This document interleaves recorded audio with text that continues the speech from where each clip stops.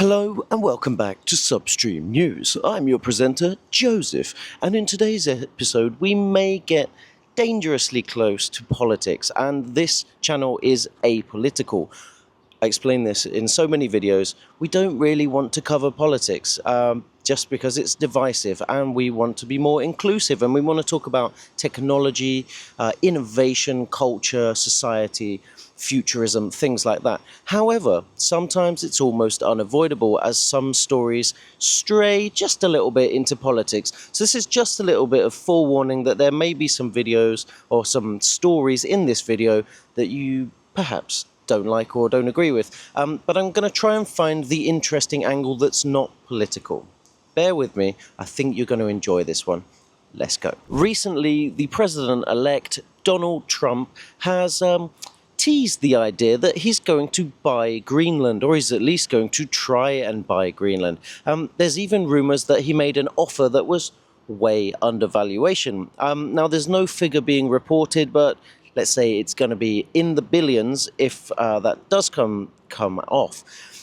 Denmark's not happy about it. Denmark wants to maintain good relationships with the US, and Greenland belongs to Denmark. It's an autonomous region that's administered by Denmark. Now, what I found interesting is not the political angle here about, national defense and why Greenland's a strategic position for the US and why they want to buy it, but the history. There's actually a long history that's going on for hundreds of years about the US trying to acquire Greenland. So I did a little bit of research, and I think this is much more interesting. It starts in 1868. The US was offered Greenland and Iceland as a package deal, and they even agreed a price. They did all the negotiations and then apparently forgot to make a bid. They just forgot to go through with it. They were too busy doing other stuff, and it never came off and got forgotten about. The deal didn't go through. Well, 50 years later, 1910, Denmark and the US, both who had colonies at the time, were once again trying to get hold of Greenland, and they started entering into trade discussions with Denmark. And this is an absolutely mental trade offer. The US offered Mindanao and Palawan, two very big famous islands in the Philippines, for the Danish West Indies and Greenland. Okay, it didn't go through, but they did manage to acquire the Danish West Indies in this deal. That deal did go through, and the Danish West Indies, you may not know, is now the US Virgin Islands. So they used to belong to Denmark and were renamed. Now, 1946, just after the war, the US was re-understanding its position on a global scale and, trying to assure its defences. And so they wanted to buy Greenland once again. Now, they offered $1 billion in today's money. So a lot of money, but not really enough to buy a huge island with all their resources. Now, apparently Greenland runs at a loss to Denmark, so the US thought this is a good offer. It takes it off their hands. They don't have to keep funding it. It's also strategically worthless to Denmark, but strategically important to the US. Well, that deal never went ahead. They also tried to trade parts of Alaska for Greenland. They said, okay, there's parts of Alaska we don't really want, but Greenland's still more useful to us.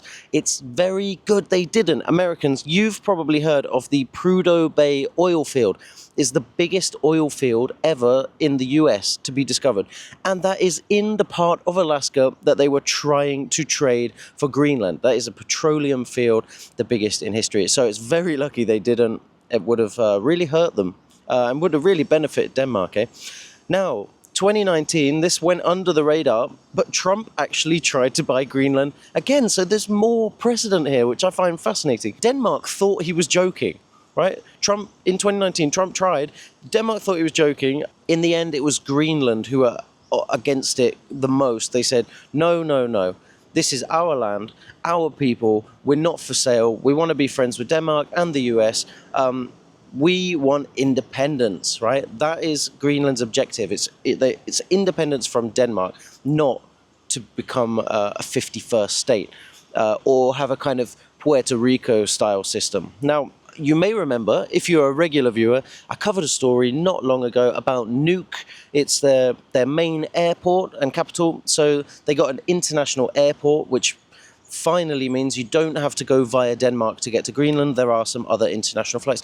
They're also building or planning to build 2 other international airports. They want to become a tourism destination. They have fantastic nature. They're just developing, accommodation and transport, things like that. Are they ready for this independence that they crave so much? Maybe not, maybe not. I went to Reddit, as you do, to find out more from internet experts, and I found this really quite well thought out, well researched answer. So let me read this to you. Greenland is in no position to be independent.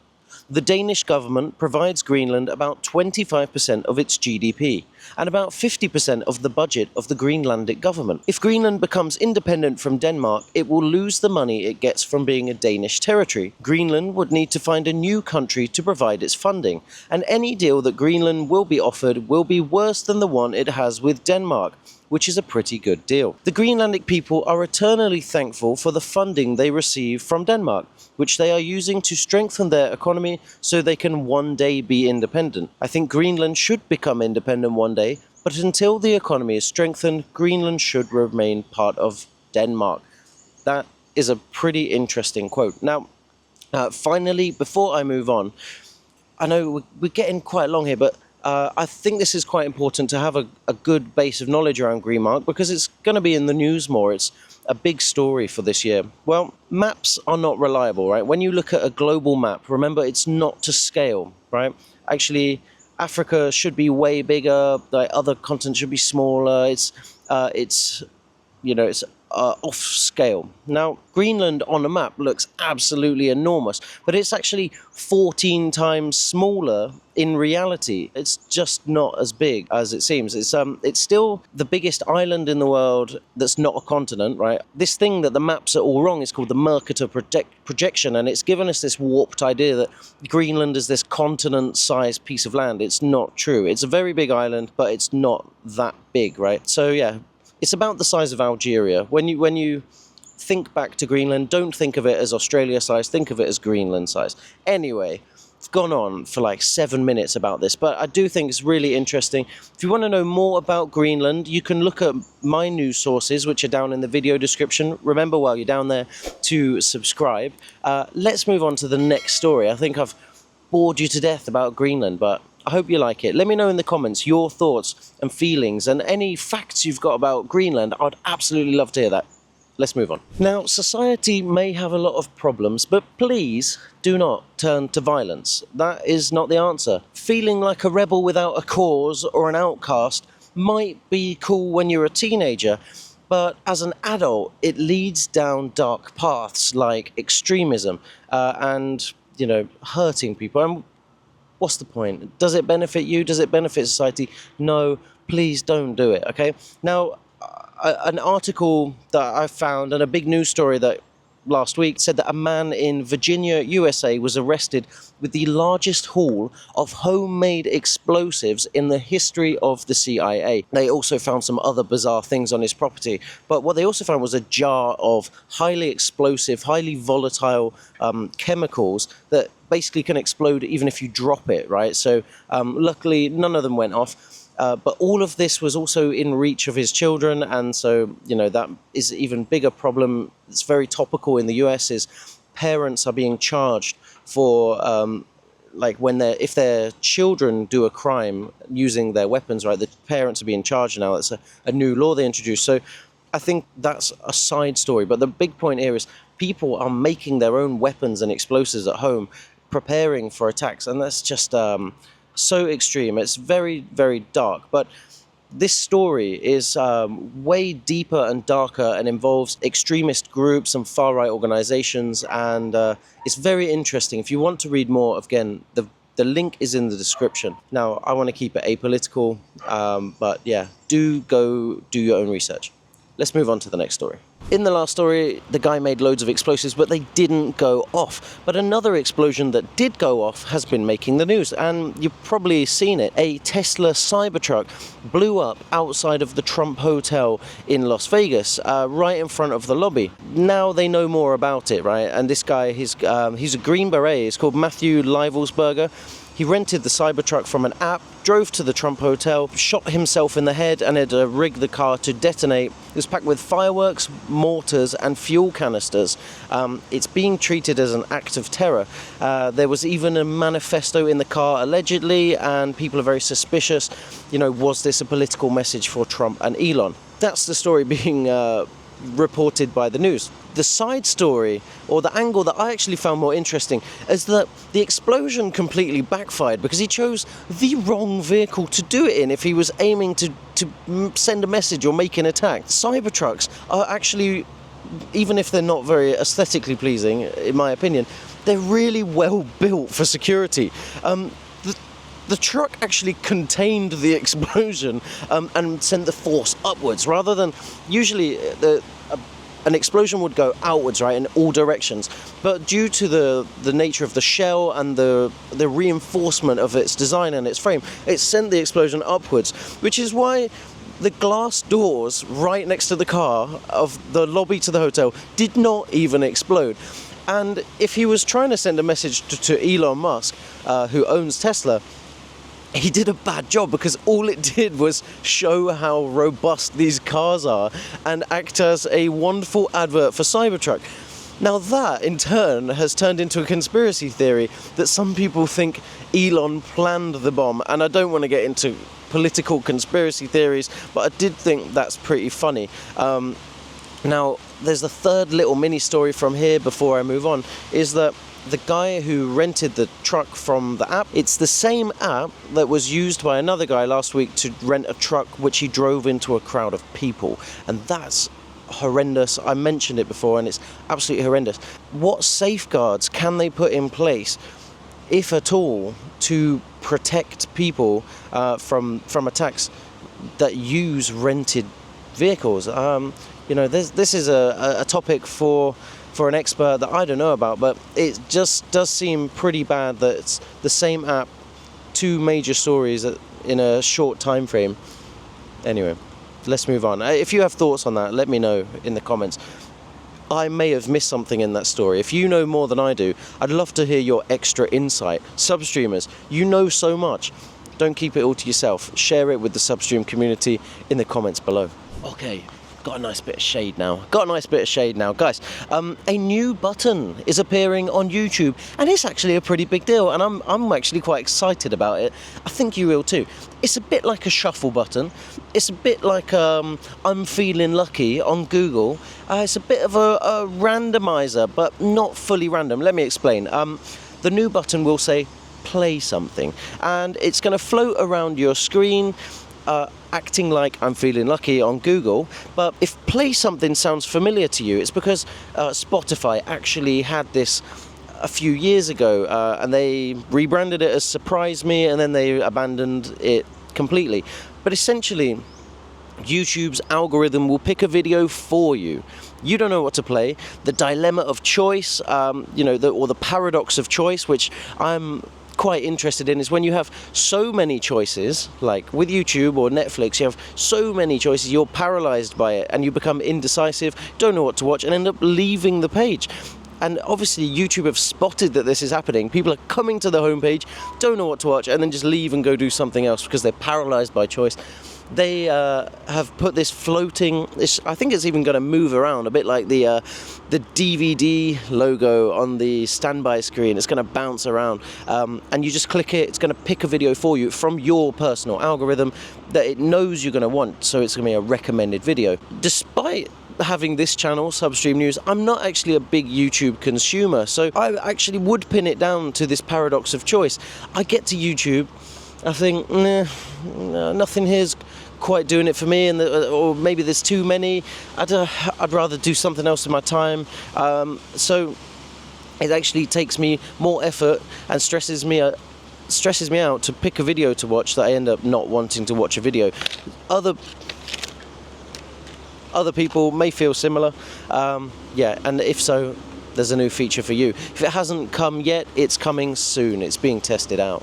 Let's move on. Okay, this video is getting super long, guys, so I'm going to try and give you this double story as quick as I can. It was recently revealed that Meta, who own Facebook, have been creating AI profiles for Facebook and releasing them as like seemingly human appearing profiles, right? And these profiles could do everything like upload pictures and leave comments and like stuff, and it's pretty freaky. People felt a bit tricked, a bit angry, a bit confused. Well, don't worry, because it's been shut down. All those profiles have been taken offline. Meta saw the feedback, the backlash, and didn't want to upset their users and didn't want to betray anybody any further, right? They're a big tech giant. They can kind of do what they want, but if enough people get angry, they will stop what they're doing, right? That's consumer power. The double story is that while that AI system has gone down, another AI system has also gone down. And this is an AI defense system, or it's been tested by the US Department of Defense. It's a pilot program using AI, LLM chatbots for military medical purposes. They thought if we can train enough chatbots with like full medical knowledge, basically train them to be field doctors, that they could be really useful to the military. Now, you'd think that's a great idea, but unfortunately, it didn't quite work. They found 800 unique vulnerabilities and biases and exploits, and they felt that that was way too many and enough reason to shut down the program. So, yeah, that one is not going to happen. But if you remember in the last video, if you haven't seen it yet, link in the corner. In the last video, we talked about how researchers are feeding videos of surgeries to AI-powered robotic surgical arms to be able to do surgeries autonomously in the future. And they're now self-learning, and it's very interesting. So if you missed that story, you missed the last video, please do go back and watch it. I think you'll like that. Anyway, it's time to move on to our final story. Let's go. Okay, guys, it's time for our lighter note, the final story of the week. I really found this piece quite funny, quite charming, and quite interesting, and I think you will too, especially if you are a regular flyer. Now, an airline pilot has revealed the top things you should always or never do on a commercial flight, and there were actually loads of recommendations, but I've picked out the best ones that I think you'll agree. Number one is never go to the bathroom without your shoes on. He says, imagine how much urine is on the floor and other stuff. You don't want to know. So a lot of people fly in sandals and flip-flops because it's more comfortable. Your feet kind of expand on the flight. A lot of people take their shoes off to get comfy for a flight. Remember to put them back on when you go to the bathroom, because it's bloody disgusting in there. Anyway, number two, don't board without a beverage. It's really good advice. You actually, you can buy water, Coca-Cola, Sprite, whatever it is you drink before you get on the plane, right? There's little shops at the gate, and it's likely a lot cheaper and more convenient. And there's also going to be times on the flight, like when you're boarding, when unboarding, and when there's turbulence, when the seatbelt sign's on, that you can't get a drink, right? Or the stewards and stewardesses are busy, you just can't get a drink. So board with your drink. I think that's good advice. Number three, always keep the window shade open during takeoff and landing. Honestly, never understood this one. I actually thought it was a bit annoying that they make you keep it open during takeoff and landing. What if it's a horrible time for a flight and I want to go straight to sleep as I sit down? Well, what a first world problem, and so mildly inconvenient to me. But the actual reason is, you'd think to be considerate to other people in your row who might want to look out the window during takeoff and landing, because it's the most beautiful part, arguably. But it's actually a security and safety thing. It's you are an extra pair of eyes for the pilot. Planes are massive. There's only two pilots, a pilot and a co-pilot. If there's a problem that you can see out the window, perhaps the pilot can't spot it. You might see a problem with the wing or the turbine, or you might see a piece of luggage sitting on the runway, anything. There's loads of reasons you might see a fire or a broken anything. You can alert the stewardesses and the stewards to alert the pilot. Now, if all the shutters are shut, that's a lot of eyes that are not seeing any potential danger or issue. So that's why, and I think that's really good advice. So 3 bits of advice there. Let me know if you have any more tips and tricks for travel. I've got loads, but I'll give you one bonus one. It's not from this article, but it's one from me. Neck pillows, right? You know the little cases for neck pillows? Fill them up with clothes. Take the inflatable thing out, fill them up with clothes. You basically can take extra clothes on your flight. You wear the neck pillow full of your own clothes, and you get to take more stuff on your trip. That's a good little cheat there. Anyway, final bit of advice, always thank the crew. It's a dangerous job, it's a hard job, they work long hours, it's very tiring, and they try and make your flight more comfortable and easier. So thank them as you get off the flight. Anyway, thank you for flying Substream News Airlines. I'll see you next time. I'm Joseph, your presenter. If you've made it to the end of the video and you're not yet subscribed, what more do I have to do? Let me know in the comments. I'll see you next time. Bye for now.